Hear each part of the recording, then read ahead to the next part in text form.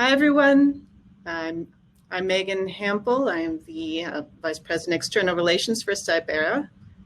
Welcome to the second workshop of the 2020 Cyber Summit. I am going to try and figure out how to bring John on stage.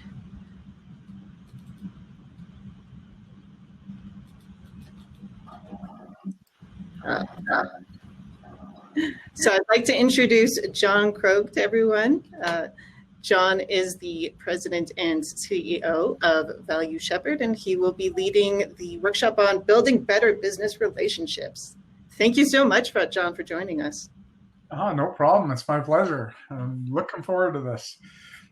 I just finished, I was just teaching a business relationship management professional course up to about 6 minutes ago. So I'm fresh in the material. So Oh, that's good. You're in the right mindset. That's right. And a little bit of a dry voice, so I apologize for that in advance, but we'll dive in.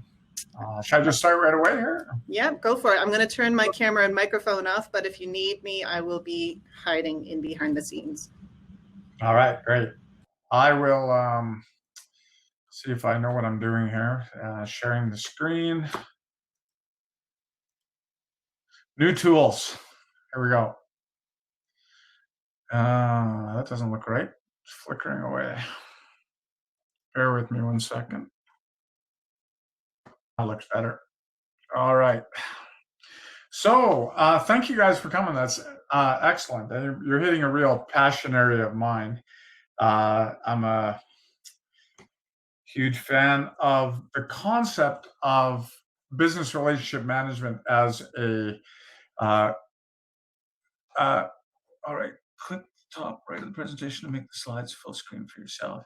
Yeah, I think everyone can control the size of the windows to some degree, make something full screen or not. And I think it can be done individually with this tool, which is great. This session is really about, I'm going to sort of lay out a fundamental thought process. Now, when I go in and work and consult and coach in organizations, I quite often get the feedback from the business side that, if IT can just pick up their socks a little bit better, could do a better job, can give me what I'm asking for, then the relationship will get better. And I get that point of view. I really do. But what we got to do is get people to entertain the idea that maybe if we put a targeted focus on the actual relationship, that value would flow better. We would get more value out of our investments in IT or in whatever provider we're talking about. That maybe we got cart and horse a little bit mixed up here, and that it's very difficult for a provider to be successful, no matter how much effort they put into it, if there isn't healthy, constructive dialogue and interaction between both IT and the business. So I'm really hoping that at the end of this session that you guys will be in a position where you understand why the BRM, business relationship management discipline, is gone through the roof. It's become as big as it is. It's up until last year, it was the fastest growing field in IT for something like 6 years running. Last year, there's this massive rush for people that have discipline in the AI world that has kind of overpowered it, but it's still right up there at the top. And and a big part of the reason is there's example, and I'll give you a bunch of them. There's example after example of organizations out there that are differentiating themselves because they build a profound relationship with their technical providers, partnerships with them, as opposed to, oh yeah, we'll call IT when we need them. Some kind of commodity provider thinking or utility thinking. It doesn't work anymore, and we have to kind of work forward with that. Let's see if I can make this move here. Not like that, I can't. But that I can. Okay, so a quick introduction. As mentioned, my name is John Krogh. My primary focus is executive coaching and consulting, but I do have another line in my business which is focused on education in terms of best practice courses in business relationship management, value management, and something I call high performance governance, which is something I've kind of branded and marketed. And the whole idea there is we have to start looking at governance in a agile way. The pace of change is so fast now. How do we get to a point where the business is making decisions about how much risk we should take, uh, when to take that risk, when to go to market with products, what constitutes a ready product. The whole mindset around waterfall development of technology and solutions, where there's a massive undertaking to get to something that we roll out and then find out that in a few months it's obsolete anyways. That kind of mindset doesn't serve the industry very well anymore. So I won't spend a whole bunch of time marketing here, but I named my company Value Shepherd because I really believe that that's what the business wants from us, is somebody to focus on helping them get the optimum value out of their investment. And I do believe that these are the three pillars to make that successful. And I would argue that business relationship management is necessary for the other two. So I'll dive into that a little bit as we go forward. You can reach me at any time, jcrow@valueshepherd.com. So the business relationship maturity model is a diagram that really helps us to have some dialogue about the sort of the nature that the industry in itself has been going through. I'm sure a number of you are familiar with ITIL. That's definitely not a course about ITIL, but a number of you, I'm sure, are familiar with the concept of ITIL. ITIL was really a mechanism that helped us dramatically improve, if you IT background, from being data processing to information systems, information technology, and so on. We've done this journey from ad hoc provider, business saying, I need this technology to do this, need this technology, and us being reactive all the time and being treated like a cost center. And the relationship between the business and IT was very ad hoc in nature. Whoever screens the most gets the service, and so on. The evolution, and I would argue versions 1 of ITIL and maybe even versions 1 of COVID, if you're familiar with those. If you're not, it's not a big deal, but there's some best practices out there. We're meant to help IT move up into the space of being more of an order taker, where we could build basic structures for responding to certain kinds of demand that were out there. And then finally the journey with more current versions of ITIL, maybe not the latest one, but version 3 and so on, was all about IT service management, how to turn IT into a service provider where we could count on engaging various processes and stability through a healthy way that we do changes in our organizations and so on. And many organizations did that journey from level 1 to level 3. And I would say on average, the industry is dancing in that level 3 space, where they're focused on being a good service provider and focusing on being a good service provider and trying to get closer and closer. The problem we have is there's a dramatic amount of demand right now that businesses have from their providers, that we actually become more of a strategic partner, although they often don't understand the role they have to play in that. So a strategic partner, meaning, how do I get a technology to transform the type of business I'm in? We're going to hear terms during this presentation, which you've heard before, but I'm hopefully going to shed some new light on it. But things like digital transformation. So it's a key buzzword that we're hearing over and over again now, that we've got to go through digital transformation. And if we're wildly successful with innovation and do something new and unique, then maybe we are actually going to do some digital disruption, which is an ideal goal, that we go in there and disrupt some of the other industry.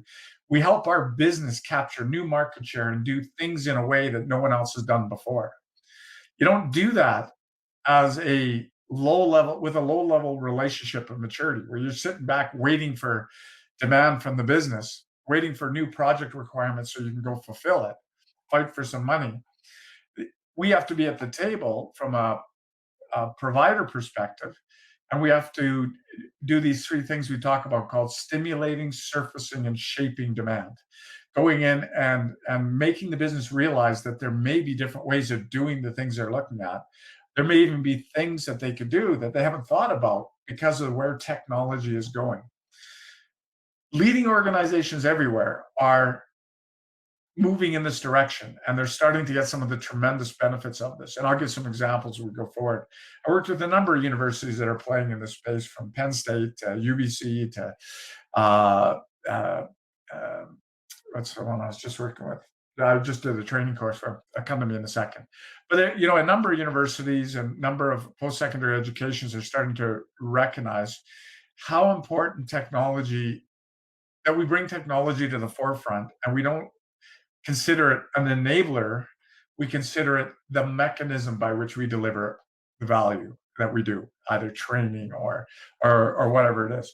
COVID-19 has shed such a spotlight on how technology is so pervasive in our world, and the old model of how IT and the business work together as an order taker or service provider just doesn't cut it anymore. And businesses that aren't getting that level of value in their relationship with between IT and the business, they push IT down, saying, cut your costs, do more with less, as cheap as possible. And in the meantime, they'll go out and spend $500 an hour, $700 an hour with, and I'm not calling out any company, but the companies that are known for strategic value, they'll spend that kind of money with them because they don't have that kind of strategic partnership with IT. So this is a problem, a fundamental problem that we have to take a look at, and we have to try to fix. So when I go into organizations, I ask a lot of these questions or address some of these issues. Value management, for one. I love having this conversation with people in IT and saying, leaders in IT, that whether I'm coaching them or working toward becoming a coach, I like asking, who's accountable for value in your organization? And they'll often look at me and say, like, well, I guess I am. Like, what do you mean value? Value of the investment in IT. And if I talk to someone who's heavy in the PMO world, they'll say, well, I'm accountable to make those deliverables. That's not what I'm talking about. Value and deliverables are not the same thing. Deliverables are almost certainly a requirement for you to achieve value, but delivering the deliverables doesn't mean we're going to get value. So we've got to get out of the mindset of blame here. I have customers or people who say to me that, well, look, once the customer tells me what they want on time, on budget, and so on, if I deliver that, I've done my job. Pat me on the back, give me my bonus, and away we go. And we'll go from there. But then I like to throw this comment out. So if the business didn't articulate their requirements well, or the users of the business don't leverage the technology, did they get any value? Let's say you delivered all those deliverables below budget, on time or even ahead of time, but yet they don't use it. Did they get any value? Now, the problem with this is value is in the eye of the beholder. And if they didn't get value, then you can kind of forget about the business growing, getting more out of IT getting into a better position with the organization. So if we really want a strategic relationship, going back to this diagram briefly, if we want a strategic partnership with the business, we have to take some ownership of the business outcomes. Maybe not full ownership, but we have to be tied to the business outcomes, not just to IT delivering what they say they're going to deliver. A real life example that may resonate with you guys a little bit. If you think about, I lived in Calgary for many years, and if you think about smart technologies and smart boards, and you think about how many companies out there bought into the technology, and it was brilliant technology. I mean, they were ahead of their time. They did some great things. But how many organizations out there bought into that and then bought this technology, brought it into their schools, And then they just became the most expensive whiteboards that anyone had ever bought because didn't find a way, didn't close the loop and find a way for the business to actually get the value out of them, start leveraging them and using them. That isn't as big a problem now, but when they were first coming out over the last 25 years or whatever, when they were first coming out, the technology was intimidating. There was a challenge with consumption of the service. So value was never realized. And if a company like Smart Technologies were to sit back and go, it's not our problem. We delivered what we said we'd deliver. Um, Long-term survival probably isn't going to happen. And that's kind of a mindset we got to be in. So ask yourself this question for your organization. Who really is accountable for value? A bit of uh, a rhetorical question. You don't have to give me an answer, but think about it. And if you can't name someone, you probably have a value accountability gap, as we call it. If you're not focused on value, if you don't have someone who can articulate that this investment helped contribute to a 30% increase in enrollment, 20% increase in sales, not that this investment bought you this technology. That's internal thinking. If you don't have someone who can articulate that, have that conversation, you can't make the journey from cost center to value center. So IT as a cost center is almost a guarantee that we will never differentiate ourselves with technology.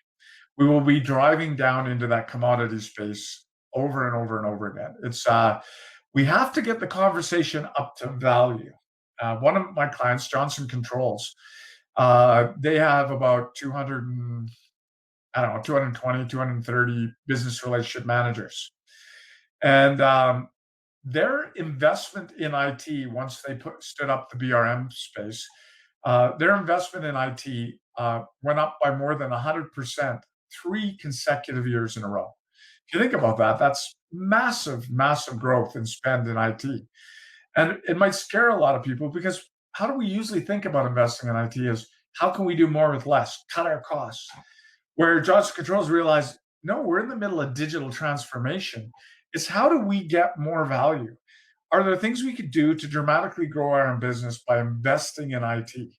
And they realized that there was a lot of untapped potential, that they could grow IT part of their business to achieve objectives they hadn't even thought about before. And it was their BRM community that helped bring that to the forefront.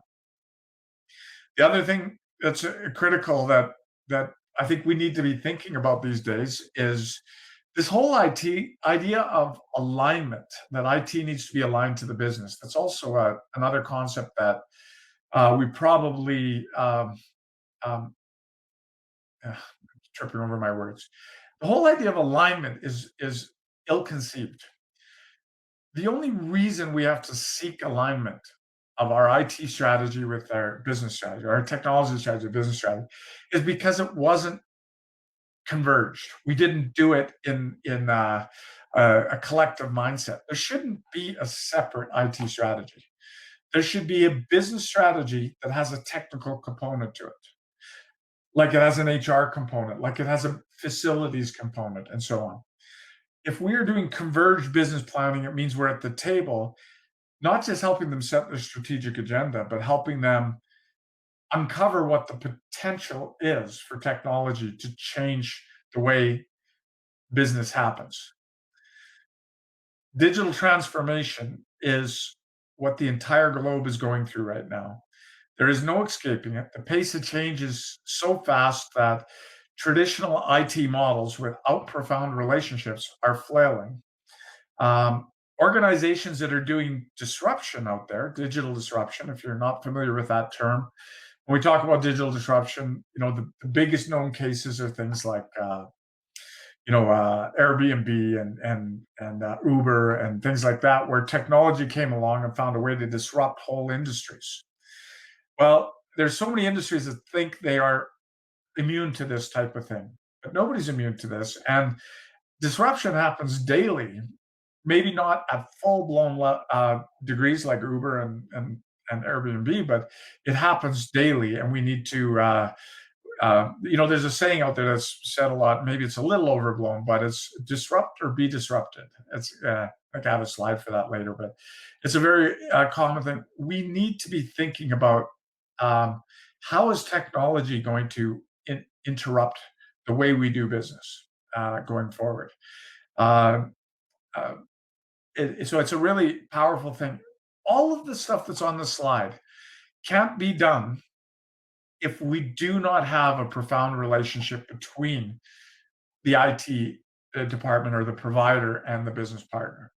So there's lots of training and lots of disciplines out there that can help us with this, but we also need to recognize that it's also a philosophy and it's a way of thinking, and the old service provider mindset um, really holds us back in that space.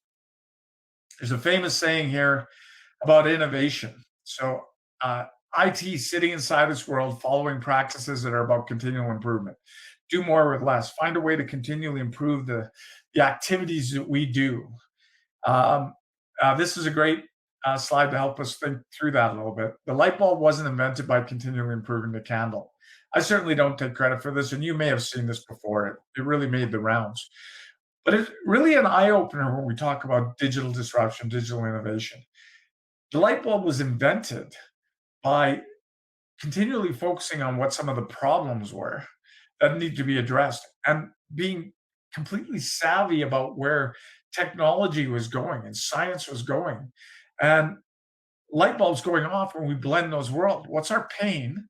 Where's this technology going? And is there some way that other people haven't thought of that we can go at this?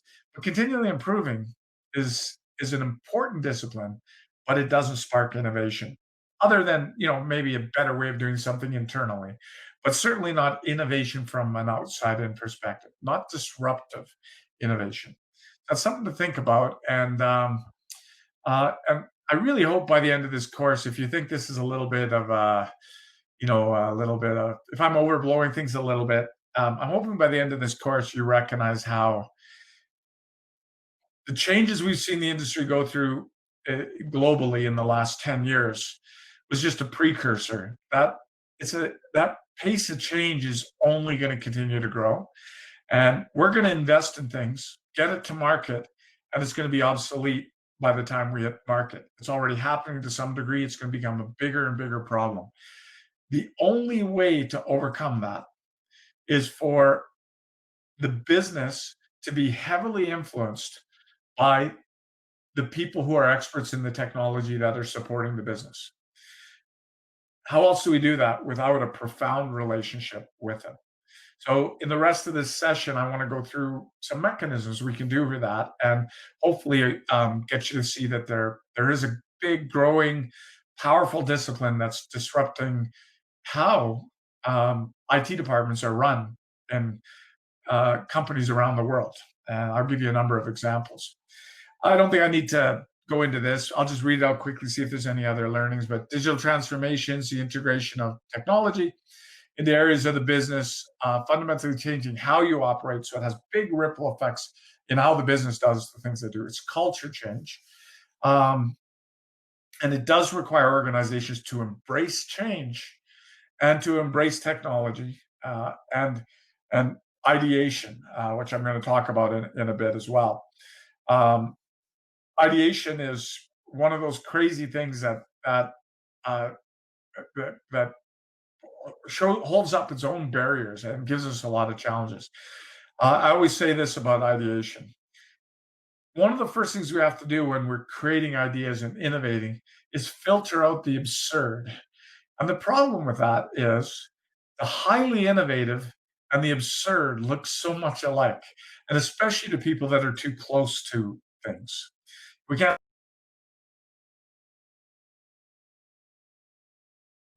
Uh, Again, this is a place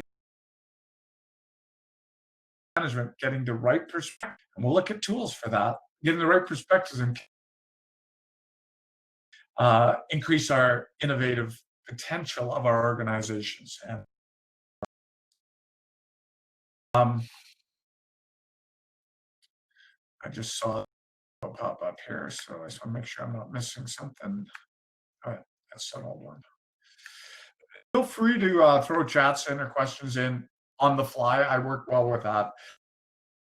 Typical teaching practice, but I'll try to respond as we go for questions. What is business relation management?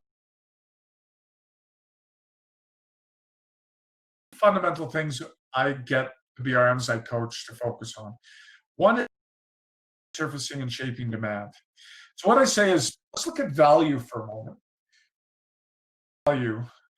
If we look at all the ways in which value is lost or value because we're not doing something perfectly, areas we need to focus on is stimulating, surfacing, and shaping demand.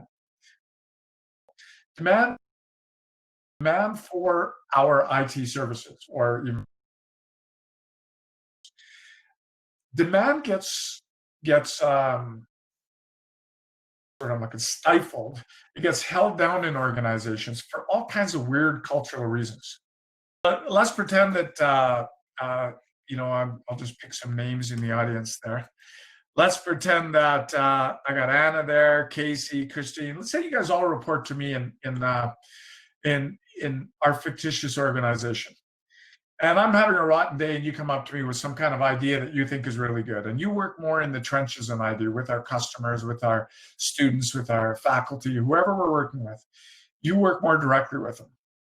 You come up with an idea. Ideally, I would be all over that. I'd be listening but I had a rotten day, and I go, are you kidding? I can't even get budget for the basic things I'm working on. That's a ridiculous idea. It's never going to work. So I come up fairly aggressive. What I've done is just reinforced a culture that says, don't bring up any ideas. Only the managers bring up good ideas. And in an organization that's trying to stimulate, surface, and shape demand, what I just did was the opposite of stimulate demand. I suppressed it.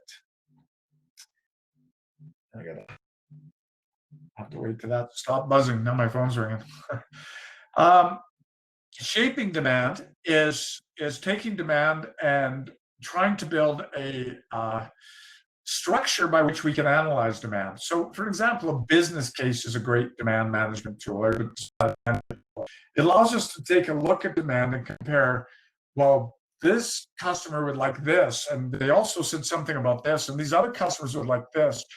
Which of those options would give us the most value? Does it make sense for us to move forward on some of those things? We need mechanisms, and this is something BRM should be focusing on, is tools that allow demand to be analyzed in a very objective way, so that we are looking at the limited resources we have. Can they deliver optimum value? Then the other side of this is capture, optimize, and recognize value.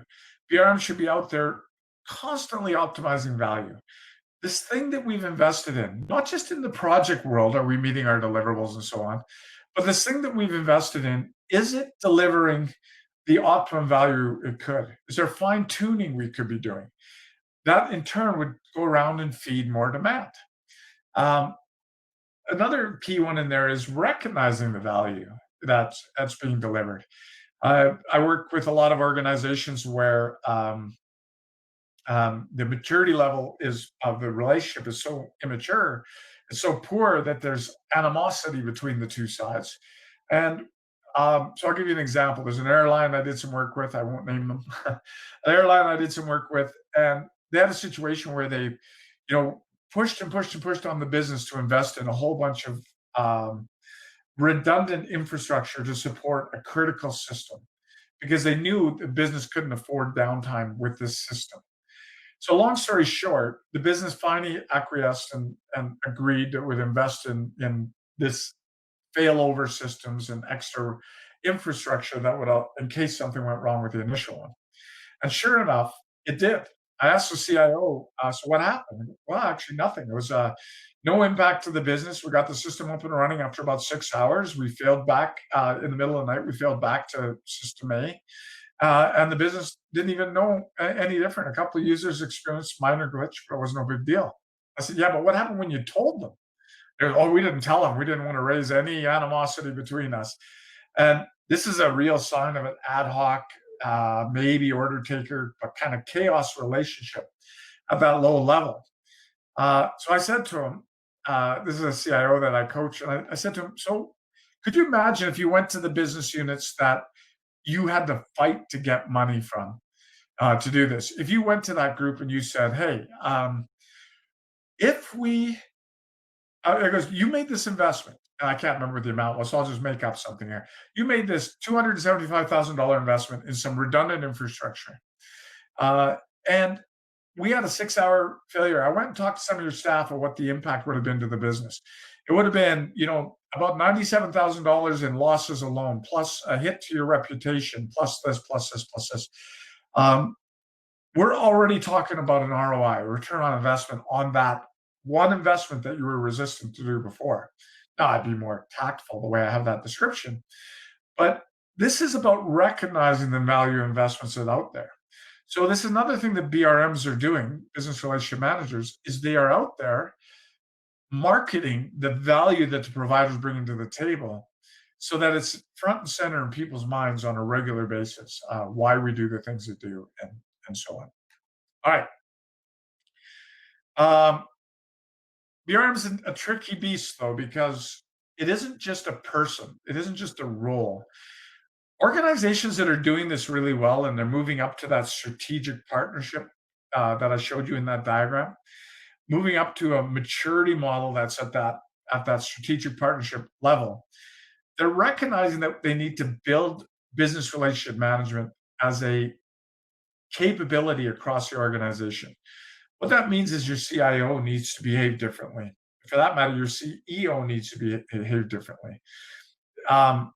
But all kinds of roles are going to be behaving differently. Service delivery manager, your service desk manager, desktop support people, your CSAs, whatever terminology you use, their roles are going to have to change a certain amount in the relationship management space.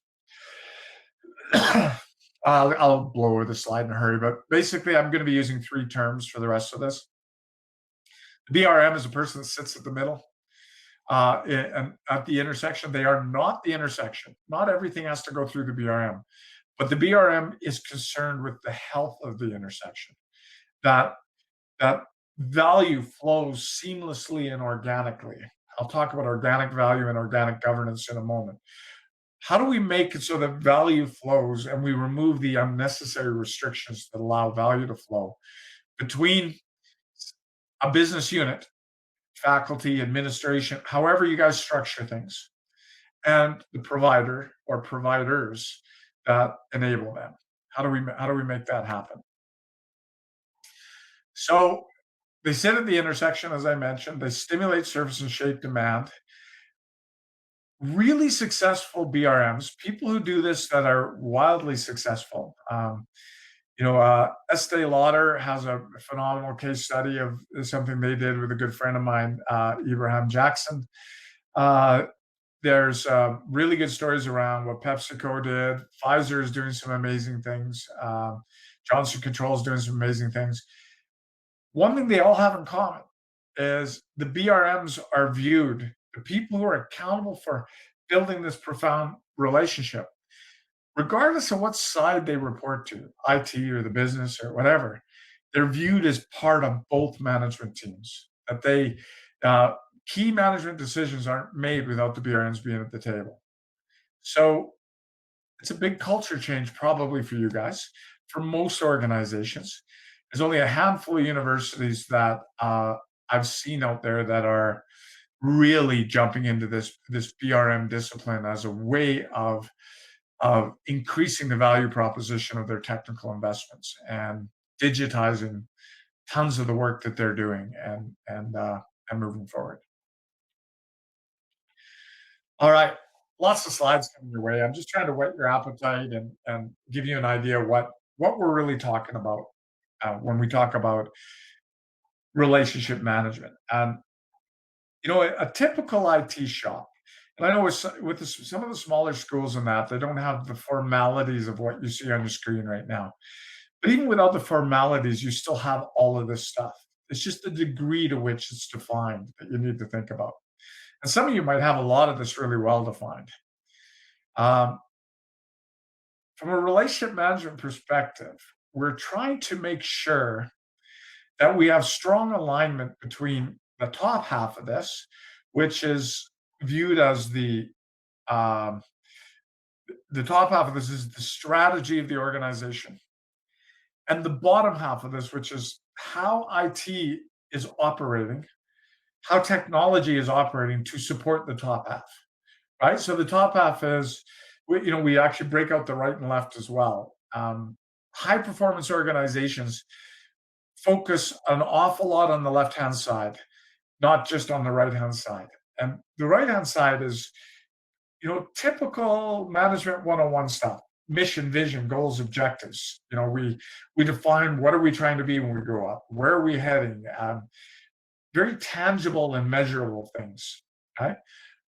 The left hand side of this is a different beast. It's about cultural and political. And uh, I'm hesitant to go too deep in this because it sounds like I'm marketing myself, but I've been consulting for a long time, and one of the things that I'm working on is writing a book about high performance governance and the difference between really high performance organizations versus organizations that are still struggling. And one of the key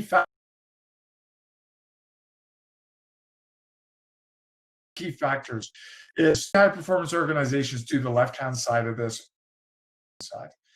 Many organizations struggle with that. And the left hand side creates something like governance.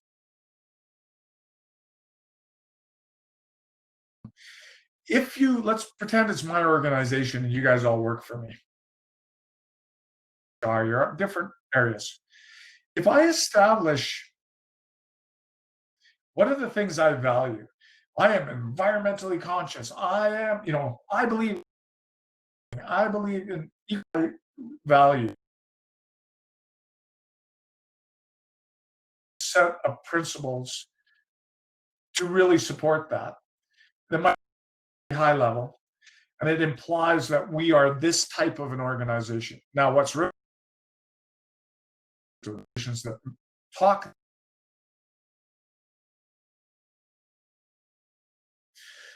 but if I make it really clear what I value and so on for the people that work in the different areas to organically make decisions that are organically make decisions that are similar to the decisions I would make. They're hit with a surprise situation that they don't have strict rules for to help them with. Would try to get the customer helped out with this and this and this. So that's what I'm going to do. When you start to put organization,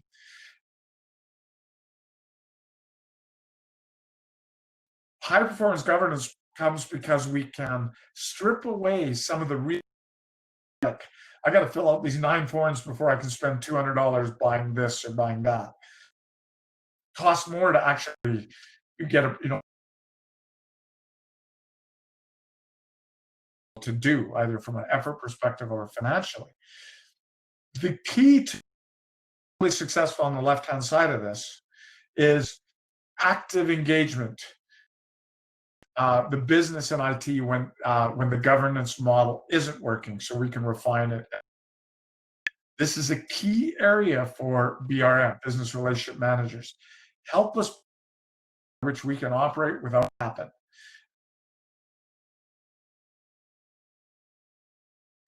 We make a bad step and we take a step backwards.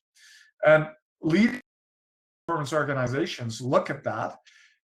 Wow, was that initiative, that change that IT made that hurt us, didn't turn out well for them? What can we do to improve our guidance without choking it down? This type of environment that is necessary moving forward. I'd like you to ask yourself, in yours, how much micromanagement is in the governance model?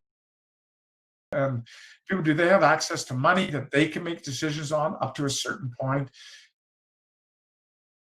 And how fast you can move? There's a bureaucracy guarantee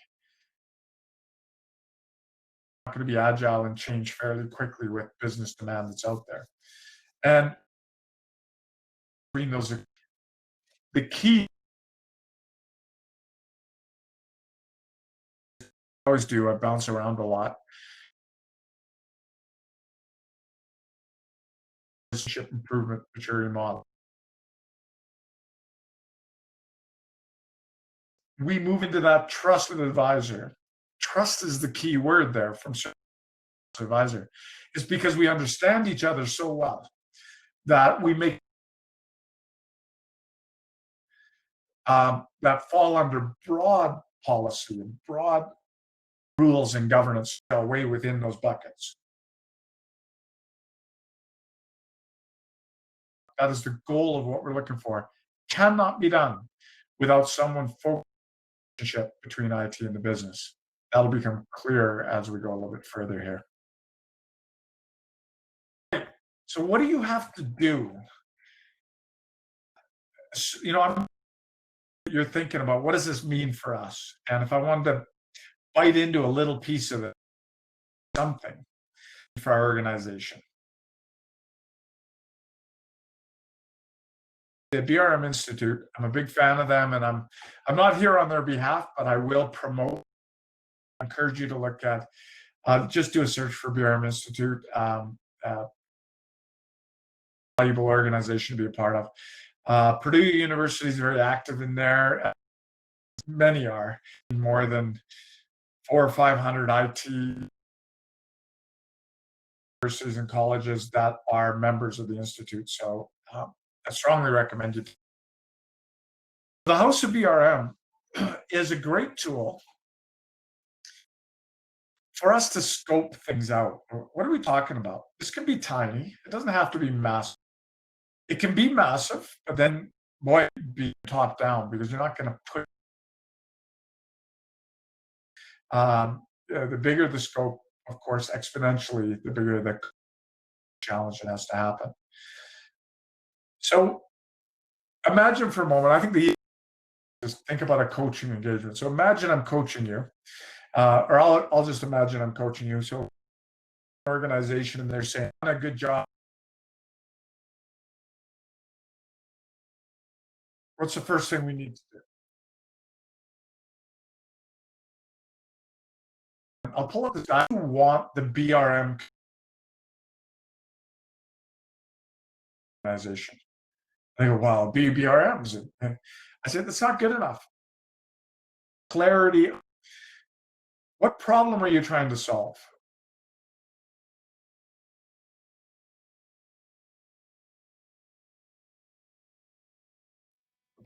Okay, so we were talking about this House of BRM, and I think we've covered kind of enough of the key content related to that. We'll build on that slide with some of the ones coming after. I don't want to overwhelm you with model after model after model, but one of the most important things that we need to do as a BRM or as an organization that's trying to improve that relationship, that so that we get into a higher value scenario of how does IT and the business relate, to the point where technology is not just an enabler of the business, but the business delivers its value through technology. We need to be really clear on what role IT is playing in the business. So one of the things we need to do is determine and have models that allow us to show how IT enables a business today, and where we're going to get involved. This is an example of such a diagram. So in here, we call it a capability model. And what they're saying here, so this is a generic one that's used for training purposes, but you would have to build it for your own organization. The hard work's on your end, right? The theory stuff that I'm talking about here is very best practice, but you have to make it resonate and work for you. But this would be a typical IT shop that has 3 categories of capabilities. One of them is we have the capability to deliver value via planning, building, and running services that support the business. So conceive, create, deploy, operate, and sustain. So high level, we can just call it plan, build, and run services. But on the other side or in addition to that, we need a bunch of enabling capabilities, which is IT being able to execute. right? Can they manage their resources? Can they manage their services and infrastructure? Do they know how to do basic project management, manage their Gantt chart, get things done, manage their provider organization, hierarchically, hire staff, all those types of things. If the business has to get involved down here, they're micromanaging. And that's a sign of an organization that's not governing effectively. Just so you know, that's a fundamental rule. Micromanagement is a sign that we don't govern well. Governance creates an environment that allows management to happen in its own right, without senior leaders having to come down and make minor decisions. Right? Sounds like I'm downplaying what IT does. These are some major decisions in here, but with good governance, we can do that in an agile way, and we can move quickly. The key thing I think we should take away from this slide is recognizing that there's a bunch of stuff that we do in IT that's a that are a set of governance disciplines. And they include things like determining what kind of architecture we're going to be providing. That architecture could be, what are our standards and our platforms, but it could also be what kind of infrastructure we're going to go with, and those type of things. Enterprise architecture at its highest level. We also need to manage risk and compliance. We need to manage our portfolio, which means we determine what things we're going to work on. There's that much demand and this much capacity that by its very nature, it's a funnel. And we have to decide which things we're going to work on. These are all governance decisions. Now, here's the takeaway I want you to think about is all three of those things. The fourth one is the managed relationships as well. But the three of those things can only be done in concert with IT and the business working together. It takes a collaborative effort to govern over optimizing how IT delivers value. Think about the collaborative nature of risk and compliance. IT can't manage risk. The business can't manage risk in silos. IT is in the best position to understand the likelihood of something going wrong when it comes to technology, but only the business can articulate what the impact would be to them. So only through a collaborative relationship, a managed relationship, can we have the dialogue that's necessary for us to actually be successful in managing risk and compliance in an optimum way. So who's accountable to bring the right people to the table, to have those conversations? It's rhetorical questions, but I want you to think about that, because if you don't have someone who's actively driving the collaborative nature of governance, whether it's determining our pipeline or what we're going to work on, the risk and compliance or the architecture, then I would argue then the CIOs have to be doing it. And they're probably only doing it when the pain is so big that we have no choice. It doesn't make us agile. It doesn't build a trusted environment.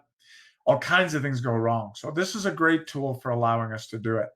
I had a couple other really heavy tools that are more prescriptive that I'm going to show you. So this thing, I'm not going to go through this in the interest of time in detail, but I will say this. This diagram just helps me articulate to students and people who are trying to learn about BRM what kind of role the BRMs play in all of these activities that a typical IT shop will do. And at a real high level, at least focusing on top and bottom, in the top, our focus is to make sure that the right people are collaborating to govern over the value that's being delivered, planning, building, and running services. And on the bottom, we're going to all these IT meetings, whether a change management meeting or a desktop deployment meeting, or it just doesn't matter. We're going to those meetings wearing the business hat, representing the business partner. Wait a minute, you guys want to bring that system down when we've got exam week going on, or I'm trying to come up with school examples, but we got these critical things that are going on. I think we better have a conversation with the business before we do this. So there's another thing that BRMs are doing. They're in the trenches in IT, but they're acting like they're with the business, representing the business, so that any of the micromanagement activities that may need to happen here, the BRM can filter them. They can They can be in there representing the type of things that are going, looking for the big gotchas, looking for the ability to steer how we manage IT and do IT on a day-to-day basis in the most optimum way to support the business. Now, some organizations, I don't know if you guys have BRMs. It'd be nice to do a bit of a poll, but we'll see if we can do something a little later. But I don't know how many of you guys have BRMs in place, but even if you don't, there are people that do some of these activities. So this is never net new to an organization. It just might be net new to look at it as a holistic end-to-end discipline. All right. So these next two, is it two or three? Two diagrams. Hard to read, but I don't really expect you to read it. What I want you to do when you look at this, oh, thanks, Ray. Rudimentary BRM program. Oh, you have BRMP. Good for you. Awesome. So BRMP is the business relationship manager professional discipline that, so Ray just put that up in general chat or in the group chat. The BRMP is a certification course that you can take, and some of these slides come from that, so I'm sure Ray recognizes that. The team mandates piece here is, this comes from a engagement model that we built for Canada Post, consulting gig we had at Canada Post, helping them build their relationship management discipline. We then took it and genericized it enough so that we're not betraying their confidence.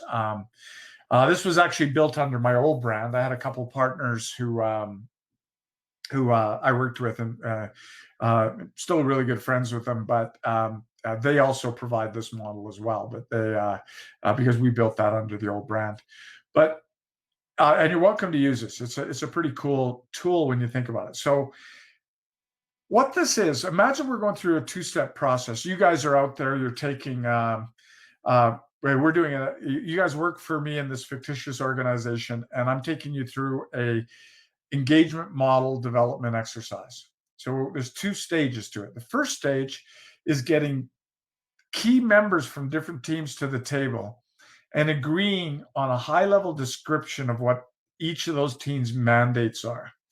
So what is the mandate of the BRM team? What is the mandate of IT strategy and architecture, of the executive team, application development, business analysis, and so on and so on? High-level description. We're not trying to get down into arguing into the weeds. As a good facilitator, your goal would be to keep people up and recognize that you're never going to get this perfect. The goal is to get something good enough to start having constructive dialogue around it. So you got mandates defined here. Down the middle, we got business has strategic activities, which is how do we do business planning? Then they have transformational activities, which is tactical work. How do we transform from where we are today toward our strategy that we're doing with the business planning? So how well do we execute on that? And then finally, they have business operations. What are they focused on? There are some lines going over saying who from the business is involved in some of these activities. Different, sometimes in education, we have the problem that they don't like viewing what they're in as a business. It's a great philosophical conversation, but even if you're a not-for-profit higher ed, there's still huge business components to what you do. And we need to do planning, we need to do transformation, we need to do operations.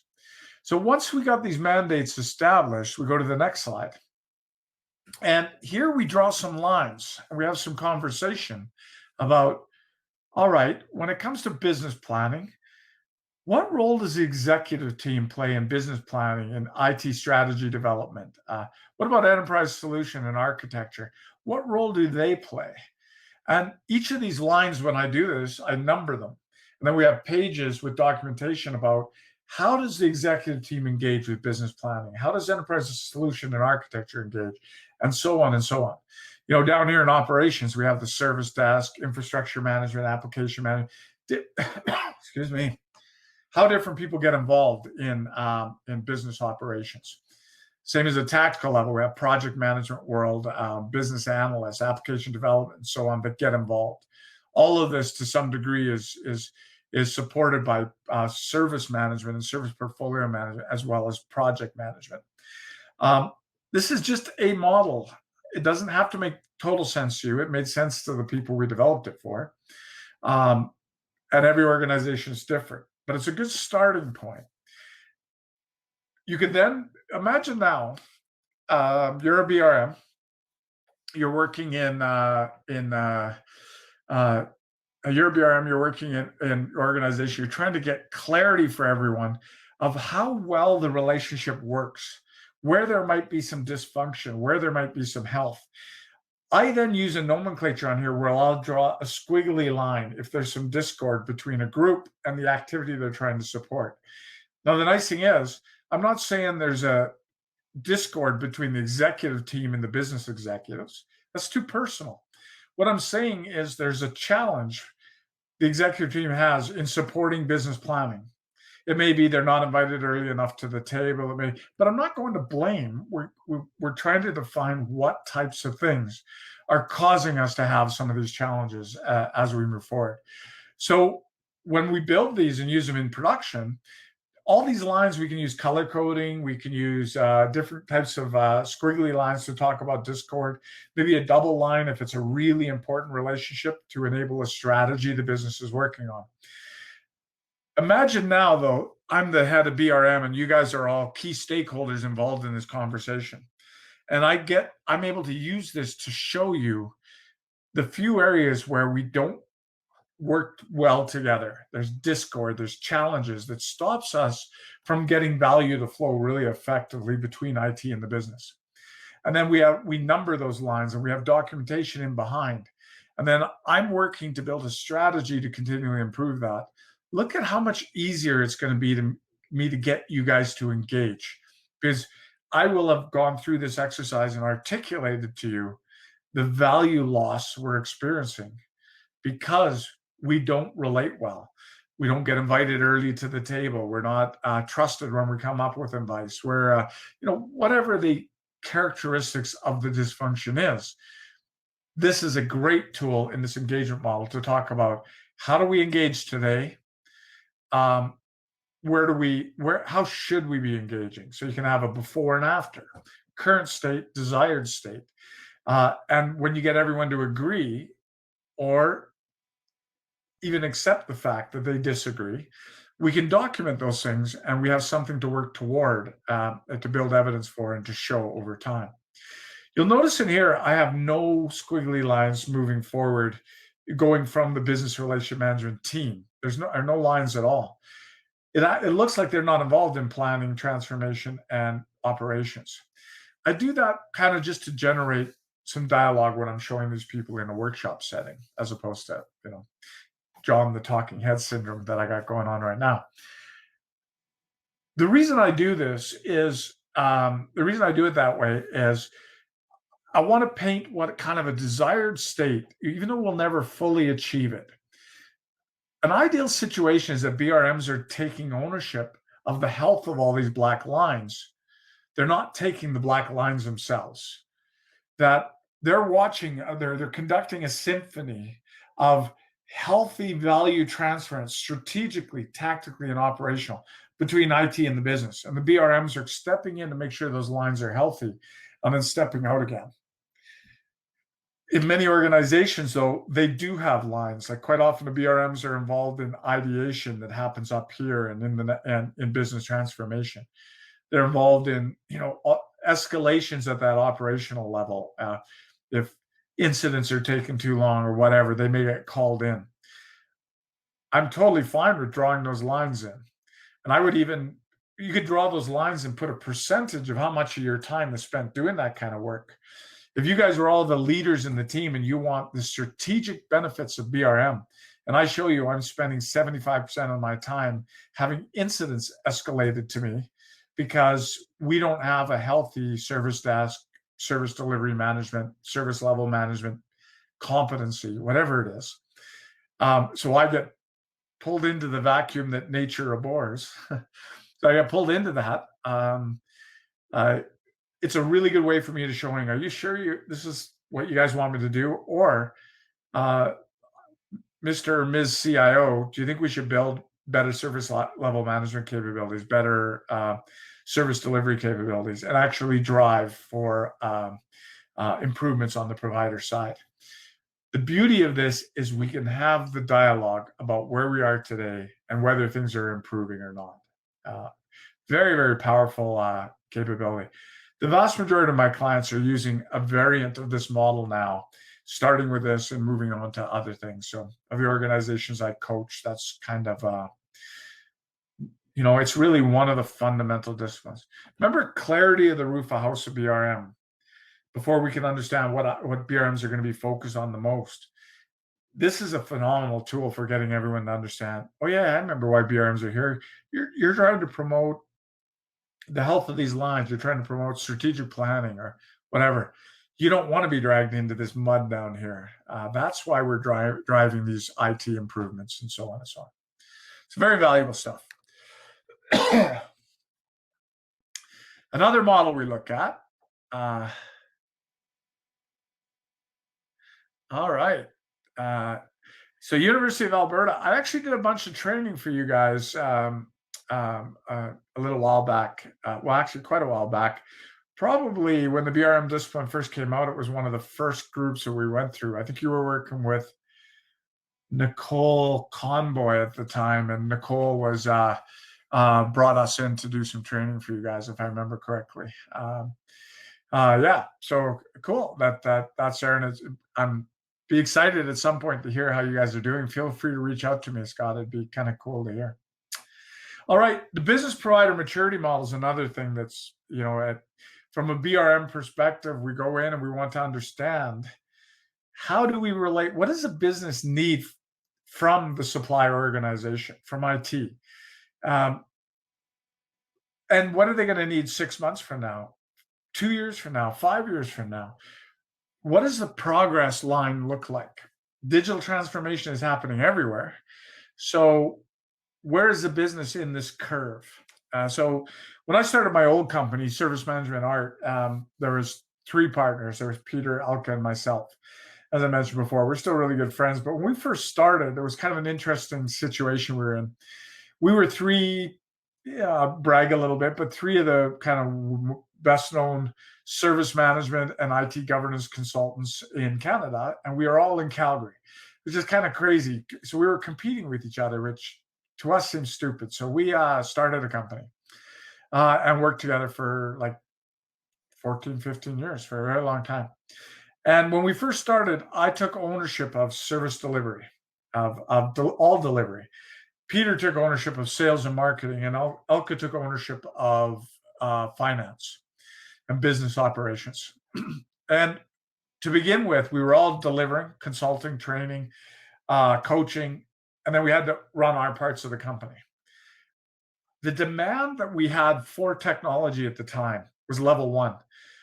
Please give me a calendar. Give me something I can put on my system that allows me to be more efficient. You'll notice here it says business efficiency is the focus. That's what businesses want when they don't have anything around IT, when their efficiency needs are not being met. They're just trying to stay above water. They don't want to collaborate. They don't have time for that. They just want a tool that makes them more efficient. They're looking for off-the-shelf solutions, quick and fast, and get me up and running. So IT in that case, to be a good IT provider, they got to be good at basic services. Can you do incident management? Can you fix a desktop? It's a Geeks R Us kind of thing. It's the level 1 kind of service provision. I'm not saying it doesn't require discipline. It certainly does, but it's a level 1 type supply. Level 2 type supply, type demand is, when Peter and Elke and I started getting our head above water, business was growing, things were looking pretty good. We started to say, boy, we may be getting good at certain things, but we're not very smart in how we're working together. We should be working smarter, not harder.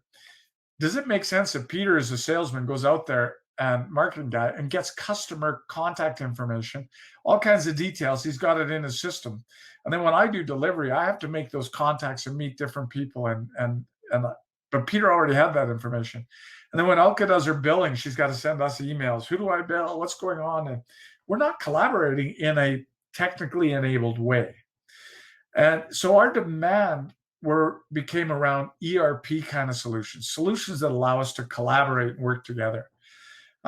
Training management system, consultancy management system, coaching system, customer relationship management systems that allow us to understand our customers and who they are and what emails we've sent to them. So we put some systems in place to deal with that. We needed a different kind of IT supplier for that, more systems thinking and less product thinking, right? In other words, IT had to become a better provider a more evolved provider. It's a different set of disciplines over top of the level one. We were at the point in our company where we were competing with most of the training companies our size, consulting companies, maybe not most of them, because there's a lot that were bigger than us. We were fairly small. So we were carving out a niche in both training, in coaching, and in consulting. And for us to grow our business, we had to start thinking about how do we enable that and transform into a digitally enabled niche execution discipline that was so technology enabled that our competitors couldn't come very easily and chip away at our niche.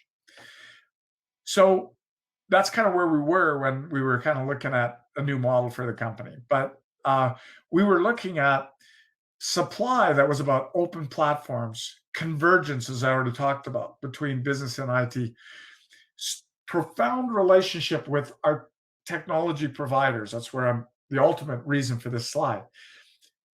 So that we could be agile, make decisions in a hurry, go to market with a bit of risk, but calculated risk, so we could be quick to market and improve things on the fly and be flexible, agile with different things.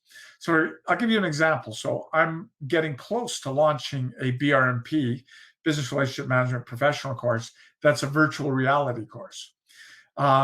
This is me looking for me having level 3 demand, looking for level 3 supply. I went out and found a partner who develops this kind of thing. We worked out a shared goals and relationship thing so that it's being a small company, I'm not going to fork out all the money required for that. So they take on some of the risk and they get some of the reward, because there's going to be they're going to get a commission on every sale, as well as I did compensate them a certain amount for development. That is a great example of level 3 supply. It's innovative, collaboration. It allows us to work closer together and so on. And when I have the type of agreement I have with a level 3 provider is going to be, ideally I want them in-house, because then I have control over them. In this case, I didn't. So we have a non-disclosure agreement. They can't work for my competitors for X number of years, and so on and so on. So you can see that the way so many IT organizations are governed, many of us are governed down at this level 1 space. I'm sure you guys can feel that a little bit, where you're pushed down into that commodity world. Hey, can you cut 3% out of your budget next year? We're in a real budget crunch. And that's cost center thinking, not value center thinking. And it's really, really problematic to where organizations have to go. I want you to think for a moment just how counterintuitive it is when you're in a financial crunch to cut IT spend. Because it tells me you don't trust me. Because IT exists for one fundamental reason. Well, one set of reasons: to make the business more efficient, make the business more effective, and to help transform the business toward their goals. And every spend we make in those spaces should be based on a solid business case. So if you're saying drive your costs down, drive your costs down, drive your costs down, when really what we should be doing is, wow, you need to save $1 million next year. I wonder if there's a good IT investment, more spend we can do in IT that would have a bigger ROI, so that you actually can make progress toward that cutting $1 million in business spend. IT is a mechanism to cut costs, but not by cutting costs in IT. If they cut costs in IT when they're hurting, it's usually a sign that they don't trust You haven't gotten past that model. Sorry, I do this all the time. I bounce around everywhere. Haven't gotten past that model where they view IT as, a low-level provider or order taker. But if you were up in this advisor space, they would actually be coming to you with their business problem, not with some set of rules or governance that they think is the answer. You got to cut your costs like every other department by 10%. Really? Okay, here's the impact. It's going to be massive. If they came to you, if it was a trusted advisor relationship, they would come to you with a problem. We've got to cut $74 million out of our corporate budget next year, or we're in big trouble. And then BRM and architects and the innovation engine that I'm talking about here would kick in. And in some cases, we may say, hey, we can cut this cost and this cost and this cost in IT, but we should consider investing in this and this and this. I think it'll have a 6-month ROI. This will have a 9-month ROI. It looks like these investments would pay for themselves within the next year. Maybe we should consider that. They're not going to do that with a provider they don't trust. It's this is the journey, and we don't move from level 2 and level 3 up to 4 and 5 without a focused energy on relationship management. I'm hoping this makes sense.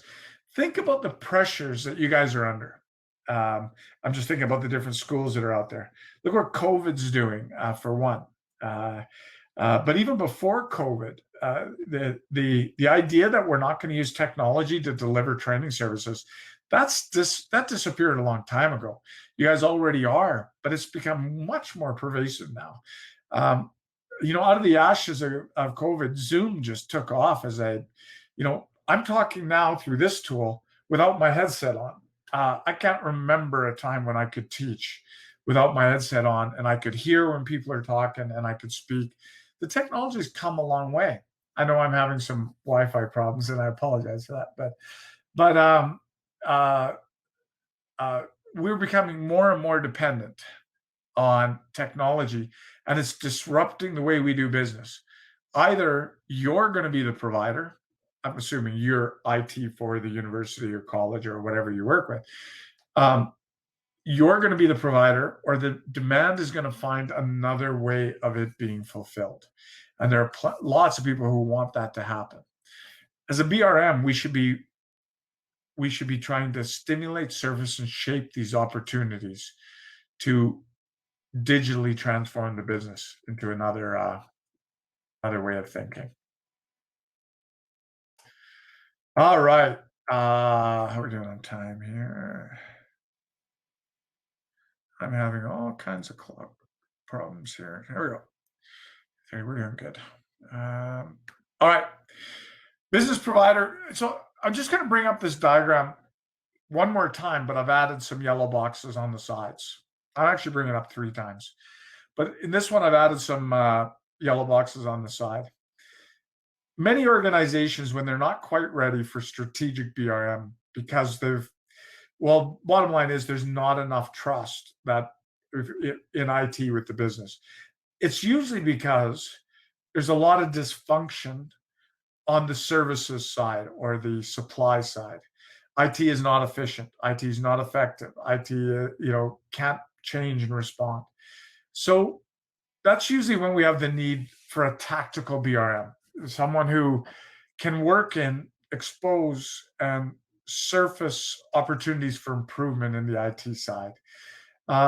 So I like the way, if I were to draw a line across the middle of this, horizontally,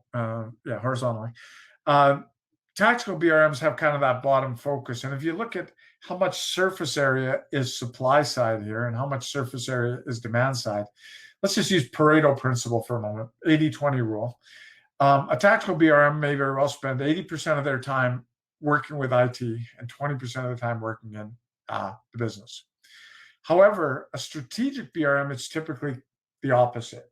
A large portion of the time surfacing, stimulating, understanding what kind of demand would transform the organization. And then IT, which has proven itself and built itself up into a level 3 provider, has the capability to, in an agile way, meet and move those things forward. So I never see organizations move up this model without a dedicated focus to relationship management. And I mean dedicated. This is if you don't tell somebody, if you're a small organization, it can be one of their roles, but I always get nervous by that. I'm a big believer in full-time BRMs wherever possible. You need to have a BRM whose job it is to remove ignorance as an excuse and expose the things that are stopping both sides from maturing. And I have this saying with the BRMs that I coach: you can't fix everything, absolutely cannot. But the one thing you can do is you can remove ignorance as an excuse. So you build reporting, you build reporting, you hold meetings. Your job is to surface the fact that we don't do this well or don't do that well causes us this much pain. And you want to surface that over and over and over again until the business finally says, or leadership finally says, all right, what should we do about it? Who should own it? And then we provide all the support we can. But we can't go in and fix everything, but we can remove the veil. And by the way, it's a huge part of governance. Those of you who might have had exposure to COVID or any other kind of governance discipline, the fundamental aspects of governance, is kind of four of them, is outcomes, costs, and risks. We govern IT so we get a specific outcome. We govern IT so we get manage to a certain level of risk. And we govern IT to a certain amount of cost. We're going to control, be careful with how much money we're spending. Again, that's not the same as being a cost center. We still have to know and understand costs. Those are the three big things. The fourth one is something we call transparency. Awareness. We need good quality measurements and reporting that's awareness that tells us these are the impact of our decision-making, impact of our governance. That's the role of a BRM. Right? If you don't have reporting, your job is to get the information, compile it, and have the conversations with the people who can take ownership of outcomes, costs, and risks. Right? BRM is all about transparency. Remove ignorance as an excuse. Right? It can be a stressful job at times. One more time, we'll look at this slide. In the course I was just teaching today, before I was talking to you guys, the customer I was working with, this was a dedicated course for a specific customer, very large telecom. They said to me, but this isn't the way it works for us. We're not at level 1 or level 2 or level 3. We're at all three of them. It depends on the customer we're with. And that's exactly how it is for almost every organization. When I worked for the city of Calgary, we had relationships with some of the departments that was at a level 3. They couldn't wait to engage IT because IT was going to help them figure out how to solve their business problems. And then we had others who said, I can't stand working with IT.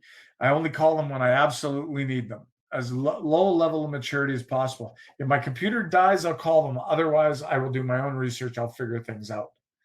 And you guys probably have a combination of all of those things as well. So the demand for everything is there. And you've got to ask yourself, I think a really good exercise for you to ask yourself, how do we engage for these different types of model? So level 1, engagement is as problems become understood. It's reactive. It's always cost constrained. We only have 4 people doing desktop support. Sorry, it's going to be 3 hours before I get anyone to see you. It's cost constraint. Level 2, earlier engagement. We need clear lines of escalation. So people, if something's not going to meet an expectation, how do we escalate that? Who's going to be involved? We need good RACI diagrams and good structure so people understand who's responsible for what. Clarity, again, is really important. Proactive support is valued. Contact a client, say, hey, we want to come and do an update on your hard drive. We notice it's getting full, or your system's getting old. We want to update it. And business is like, hey, somebody's out there taking care of me. They're like, we're rolling out a new system and your machine's not going to be compatible. We need to do an update. Wow, somebody out there is managing this. It's a managed service is what's happening at level 2. And then, of course, level 3, the engagement is not just early, it's up front before the business makes their decisions. It allows us to influence strategy. I guarantee you, an Uber, an Airbnb, these strategies developed because some people were really technically astute and they started to understand how these disruptive technologies were in there. I know how some of these conversations started. Well, with Uber, it was a conversation about what industries out there so far have been disrupted. And then when they started thinking about the taxi industry, but not just taxi, transportation in general, I love talking about Elon Musk. Elon Musk does not allow anything but converged business planning to happen. He brings people from all walks of his organization into a room. They have pizza, beer quite often, and they hammer out what are some things that could be done. And he heavily rewards people who think outside of the box. Don't get me wrong. Once in a while, I had somebody say you shouldn't talk so highly about Elon Musk because he's got a real negative side as well. That's not where I'm trying to go. I'm trying to say this is somebody who gets how profound relationships among people within the organization can drive innovation in ways that the rest of us don't necessarily think about. All right. How we engage is going to be different for every type of client that we work with. And you guys are probably thinking that already. You're probably thinking of an individual in the business that you try to work with who they put you off for a month before you can have a sit down with them or longer. And then you probably have other people who they don't want to make a decision until you come to the table. And then, when I'm coaching, I always tell them, write down the characteristics of the differences between those relationships. Get really comfortable with being able to articulate why this one is so much better than this one. And that's a really valuable thing to do. All right. The goal should always be, we want to get to the strategic partnering culture. We want to get to the point where IT is a strategic partner of the organization. It's the direction that we are flowing.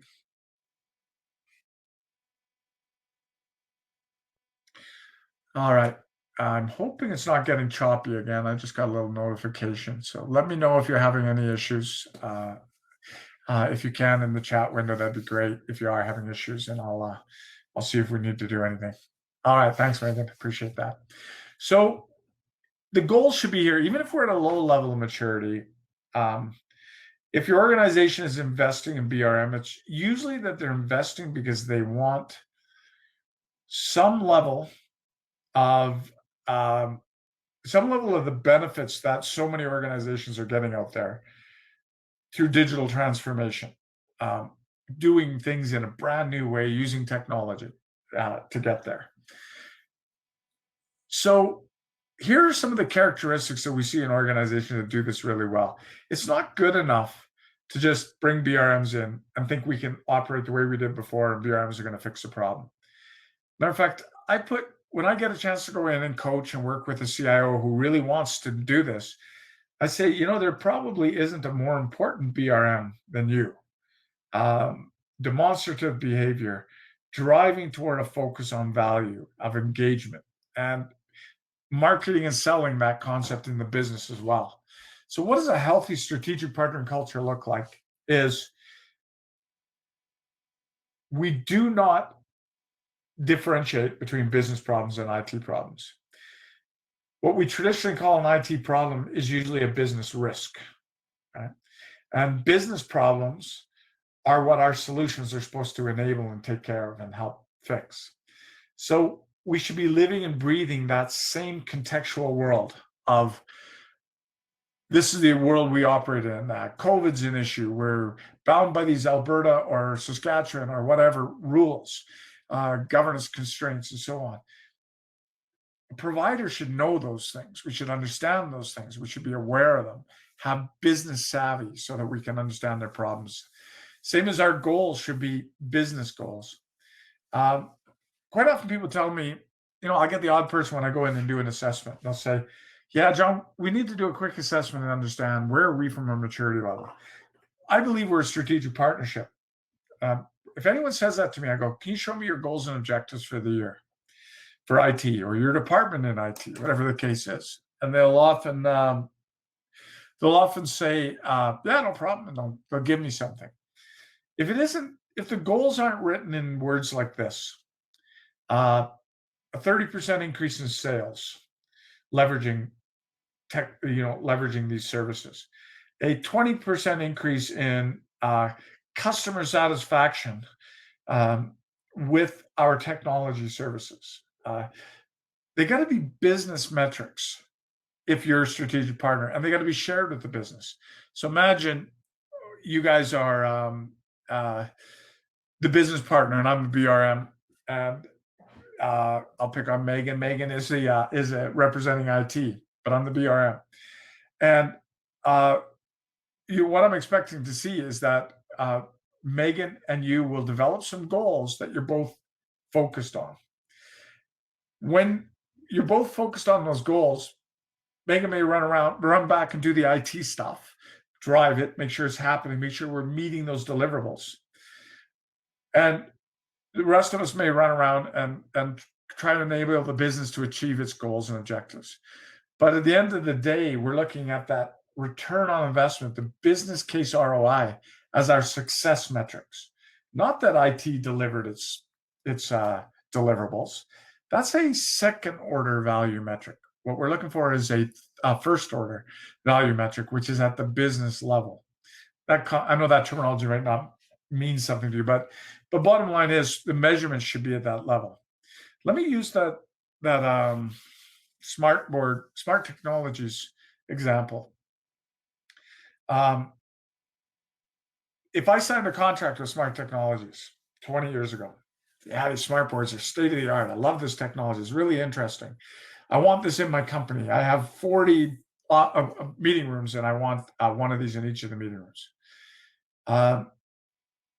A service provider or order taker, maybe even into service provider, would then come up with a contract. We will deliver these by this date. We'll do a 2-hour install, blah, blah, blah, blah, blah. There'll be very specifically, how do we deliver that? A partner would have said, all right, but I really want you to get the value out of this investment. I want your employees using it. We should really talk about support for them for a few months, maybe some training courses, and ongoing support till people get comfortable using these tools and it starts to propagate in the organization. And that means a fair bit of more money for me because I'm with Smart, but I'll take some of the risk as well. And then we build some metrics about the actual benefit of using these boards, more effective meetings, whatever those measurements are that you and I agree on will perform part of the reason I get compensated or part of the way I get compensated. That's the sign of a strategic partner. We're after the same outcome, right? All right. The most valued IT measures are business measures. Alignment is a characteristic of partnering. It is a de facto position we're in. And the conversation moves to value. And I tell you, it's a lot nicer organization to work in when you're talking value as opposed to cost. As a matter of fact, I want you to imagine we do BRM really well in our fictitious organization. Think about yours if you want. We're doing BRM really, really well. And we're governing really, really in a real agile and effective way. And the BRMs have got their tentacles in and they can get reporting back that tells them different options for spending, so cost, different options for risk, different options for outcomes. If we build these services, you get more sales, you get whatever they are. And we define all of these things, and the BRM presents that to the business as different options. You could take this much cost, or you could spend this much money, but you'd have to either take this much risk or reduce the outcomes you're trying to achieve. You only have 6 salespeople using it at a time, not 8. You could do this, you could do that. Our job is to create so much transparency that all these problems around costs and risk and value become business problems, not IT problems. We should never be the ones deciding whether we're spending money on IT or not. Ultimately, that's a business accountability. They're the ones accountable for the value that they're getting out of that investment. I'm hoping that's making sense. What do customers want, right? IT kind of was a product and solution based industry. It then went heavily into this service management based industry, managing services. I would argue ITIL was the real impetus for that, especially ITIL version 3 or the 2011 edition, drove the industry in this space. And we got better and better as an industry. Don't get me wrong. I know there's still pockets that are really struggling, but as an industry, we did. But it's not good enough anymore. What the customers want.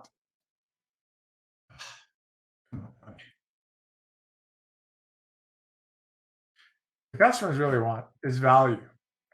So we got to be thinking in terms of value management. When I had a locked-in pension, a certain amount of pension that when I was at the City of Calgary, I worked a number of years for them, and when I left, I'm so smart. I decided to take my, you can tell a little bit of sarcasm coming in. I decided to take my pension out and self-direct it. And I took it out at a horrible time. The Alberta economy crashed and all kinds of negative things happened. But I took it out and I invested in a mall in Chestermere. And I didn't want to work with an entity who was accountable to build that mall. That's not what I was trying to do. I was working with an entity that was accountable for the returns I'm going to get, the value of that investment. And their job with the relationship between me and that company was to manage that relationship so effectively that they could make decisions that they knew would be in my best interest. So they built a value plan. This is what value is going to look like over the next 3 years of development. At 6 months, we're going to have one anchor tenant in the mall, not in the mall, but signed up. We're going to have all the permits in place. A year, we're going to have the main floor developed and the anchor tenant and 40% of the stores having tenants in it. Year 3, we're going to have the upstairs built and so on. So they talked about what it's going to look like all along the way. And then managing the relationship between me and the company that was the service provider. They kept coming back and forth, letting me know about the progress of that investment, how well it's doing. Is it going to actually enable the business of my retirement before I'm 90 years old? Probably not, but that was the idea. They needed someone to manage the relationship between me and them so that I didn't just up one day and say, I want out, give me my money. I'm going to put it in someplace more realistic. And because they did that so well, when there was a change in value proposition because the economy tanked, I stuck with them because they were able to describe the new value proposition. Didn't look as good, but I didn't see better out there, and I couldn't see it getting much worse. So because they had a BRM, even though it wasn't his title, who worked with me and managed that. Sorry, I just got to shut the door here. All right. Worked with me and managed that. We maintained a good relationship and quality business, and I've been with them for like 12 years now, 14 years. So it's a very effective discipline. All right. So value management is what we're doing. So the next few slides, what I want to do in this part of the session, just keep track of time here. I'm having a real tough time with my clock for some reason. There we go. Okay. The next part of this is me talking about what does value management really mean. And I got a number of slides that I'm going to share with you. Some of them are proprietary to Value Shepherd. Some of them are verbiage or whatever that comes from the BRM Institute. Some of it comes from other disciplines. I try and give credit where it's due. The best practices are kind of open for use as long as you're not making money off of it, not selling it to someone else. And the stuff that's mine, I am more than welcome. I'm more than welcome you guys using it. And I just ask where possible, leave the marketing stuff on until you actually put it into production, your organization, so the people know where it came from. All right. Value management has a formal definition. Process of defining, measuring, optimizing, communicating the value of an investment over time. So they came back to me and told me, hey, John, the mall, we've got the foundation poured. We got all these permits. We got this thing going on, this thing going on, this thing going on.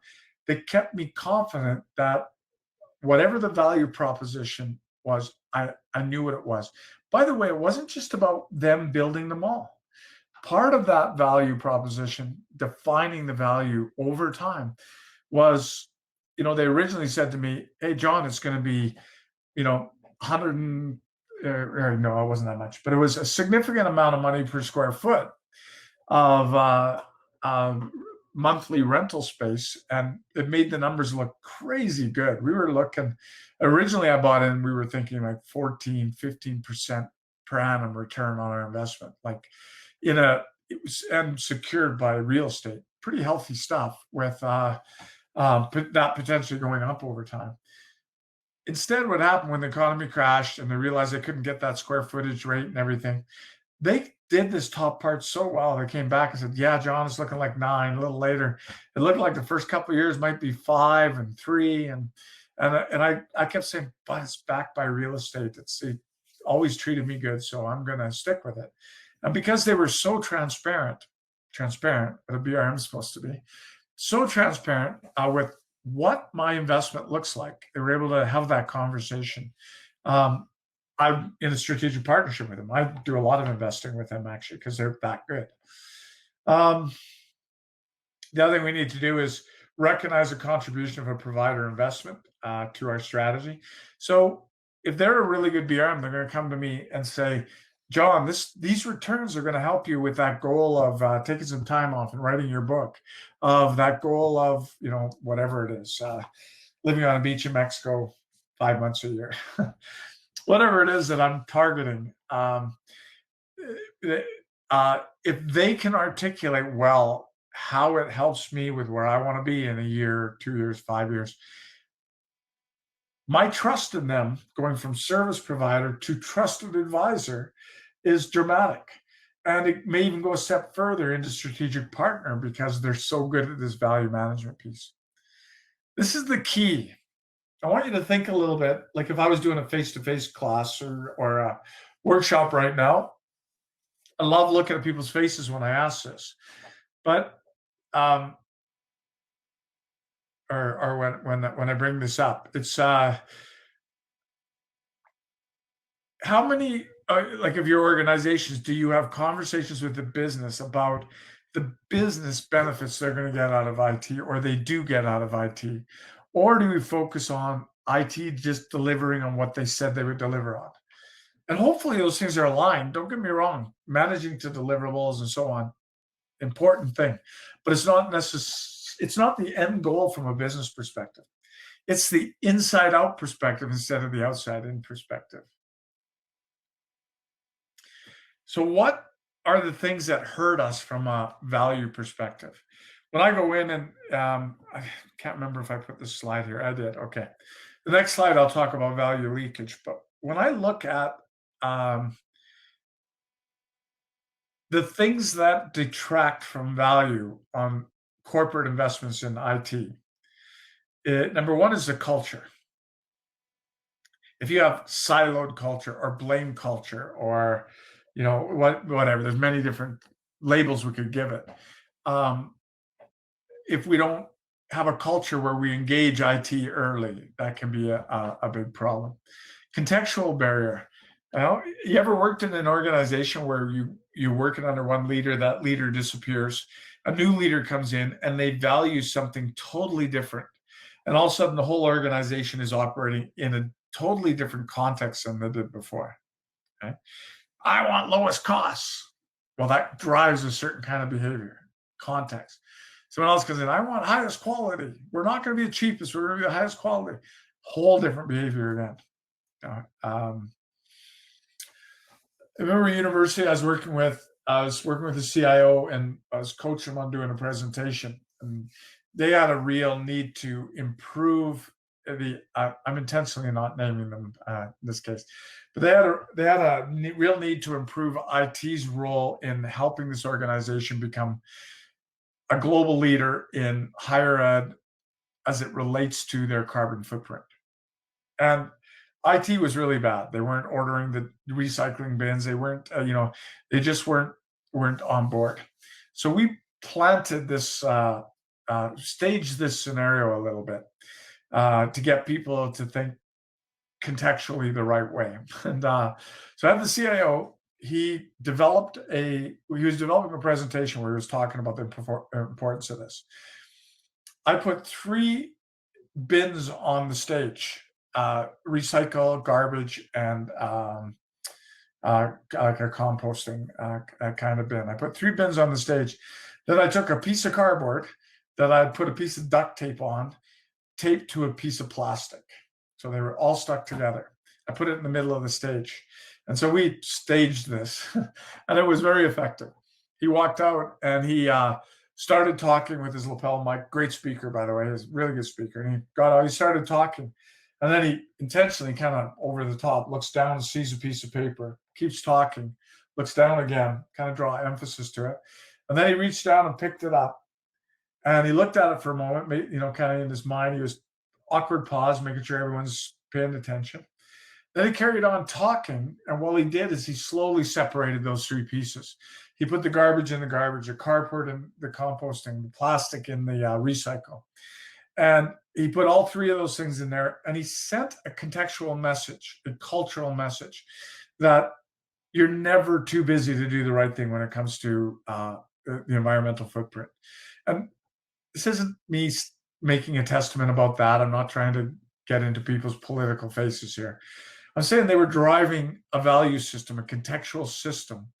And by putting that demonstrative behavior out there, he really did a really good job. What happened was he told me in the following weeks that people were ordering, all the different departments in IT were ordering their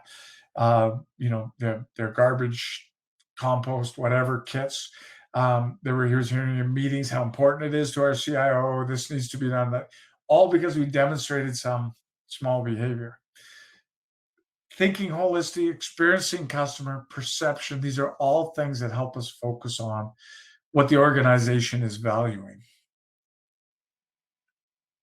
All right.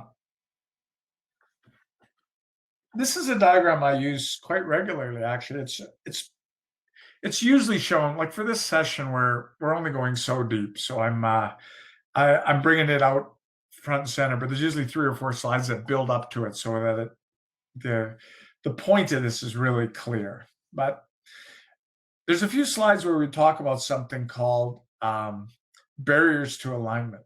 And one of them is a misaligned value system. One of them is missed opportunities. One of them is suboptimal design. Then we have suboptimal deployment and operation, and suboptimal measurement and accountability. All of these things impact our ability to get value out of our investment. So imagine you're a strategic BRM and you pull up a diagram like this with some supporting slides to help people understand what it's about. And you pull this up at the end of every project and maybe 3 months after every project goes live. Major project, wouldn't do it for little ones. And you say, let's have a quick conversation with the key stakeholders. And you describe what each of these leakages are about. And you first explain every organization goes through these problems, everyone. They're not, it's the degree to which where we are systemically dysfunctional that we got to start to focus some efforts. But some leakage is normal, and we should analyze it if we have time, but let's focus on the big buckets first. So the first way that we lose value is if my relationship between IT and the business is at such a low level that I don't even know what they value. I don't know what's important to them. Then I'm probably not even going to line up for that value, right? That is um, a way that we lose value. And it's usually driven by something we call a contextual barrier. We also miss opportunities because of that as well. However, going through this pipeline is some things that we are targeting, we are going after. We recognize those opportunities. Well, then we may do a suboptimal design. That's determining how is IT going to support that? And if we don't have good mechanisms for business analysis, application development, requirements engineering, and so on, we may end up designing a solution that's suboptimal. It's maybe good, maybe terrible, but it's suboptimal. We never design a perfect solution. So we should look and see how big of an issue this is. Regardless, we have designed, when we recognize solutions and we lose some value because of suboptimal design, what's made it through our solutions we've actually delivered. Right? Now, and that comes through deployment and operation. So we've delivered the solution, now we deploy it and operate it in an environment. If we don't do that well, we end up losing a bunch of value again. Then we operate the service, we implement it. And if we're not measuring the right things, we don't have the right accountability, or we don't have the organizational capability to deliver those things, then we're losing value again. What I do is I take organizations and with BRMs I work with, we just throw this up and then we have everyone kind of throw up sticky notes and talk about, yeah, on that project, this was a problem. I think that was, we didn't design very well. Oh, this problem, we didn't deploy it very well. We didn't operate it very well. We didn't understand their value system. As we define these, imagine you've done that the last 6 or 7 projects, and now you want to go forward to the business with what's starting to look like trends of areas where you may not, where you lose a lot of value because you're not doing things in a very cohesive manner.